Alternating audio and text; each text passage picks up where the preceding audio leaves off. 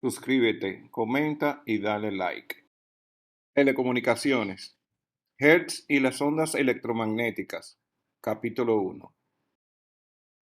¿Cómo se descubrieron las ondas de radio?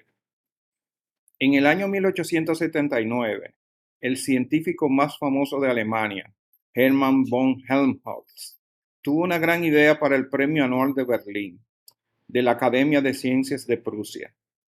Este sugirió que ofrecieran el premio a la persona que pudiera probar experimentalmente la existencia de las ondas electromagnéticas en el espacio, o probar experimentalmente la teoría de la electrodinámica, la cual fue presentada por Faraday y fue ejecutada matemáticamente por el señor Maxwell.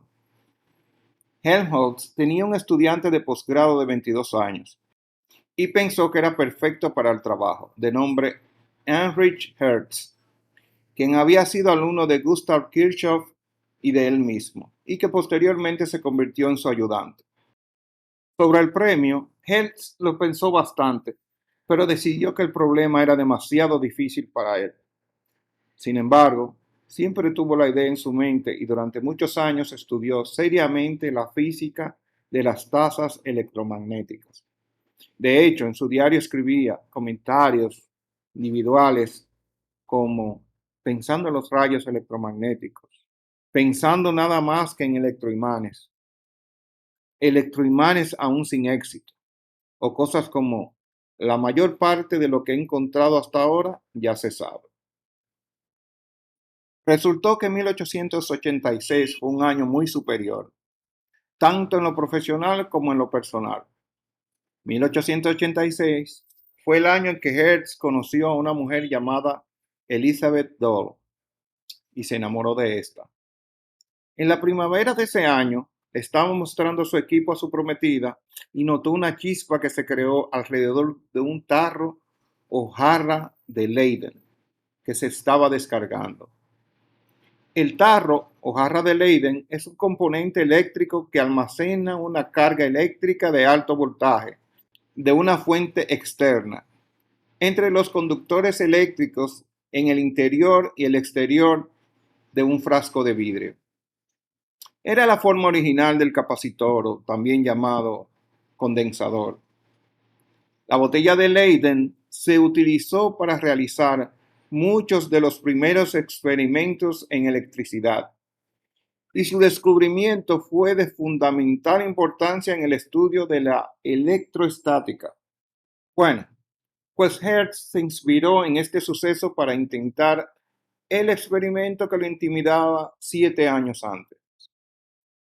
En 1887, Hertz encontró una manera de validar experimentalmente que la luz es una onda electromagnética. ¿Cómo hizo eso?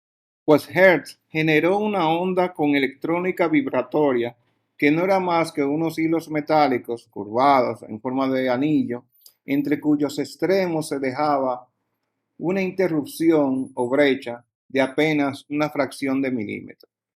Cuando uno de estos anillos adecuadamente orientado, que vendría siendo usado como un receptor, recibía un gran número de ondas electromagnéticas cuyas variaciones de campo magnético generaban en el anillo corrientes inducidas de altísima frecuencia, saltando pequeñas chispas entre los extremos del mismo anillo, y las hizo viajar a través de la habitación.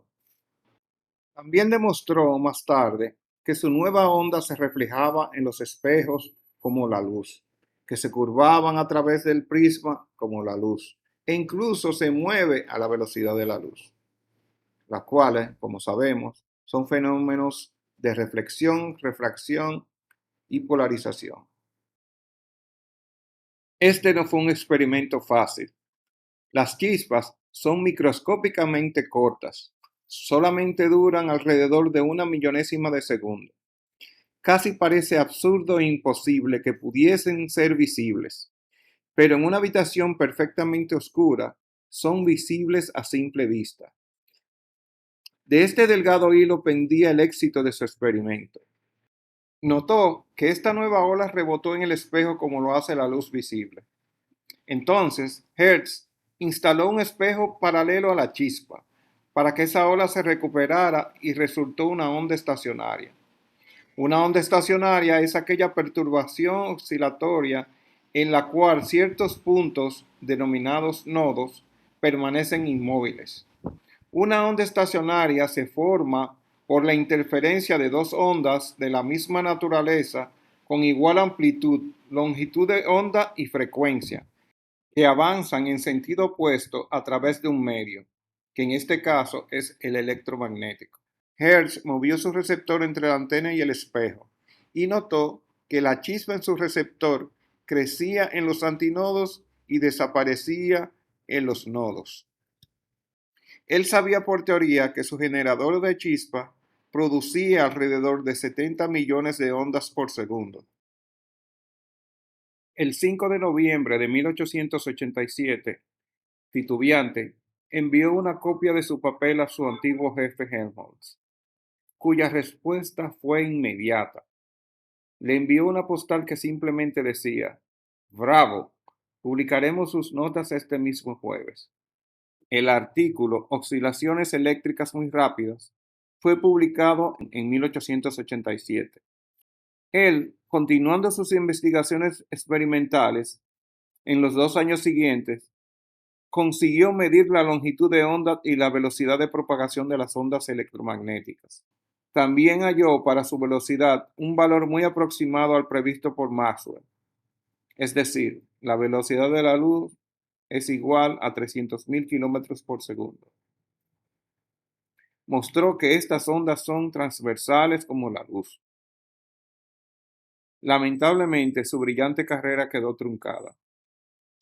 Hacia 1889, comenzó a tener graves problemas de salud, y aunque no interfirieron con su trabajo, finalmente murió a los 36 años en Bonn, Alemania. Las telecomunicaciones deben su existencia a este científico, y es ello por lo que, como homenaje, la comunidad científica dio su nombre a la unidad de frecuencia, el hertz o el hercio. Esta decisión se tomó en 1930 por la Comisión Electrotécnica Internacional, pero ya en 1894 los trabajos de Hertz llamaron la atención de Guillermo Marconi, un joven físico italiano de 20 años que comenzó a diseñar y construir, como en los experimentos de Hertz, emisores de ondas y dispositivos para detectarlas. Pero ya, eso es otra historia.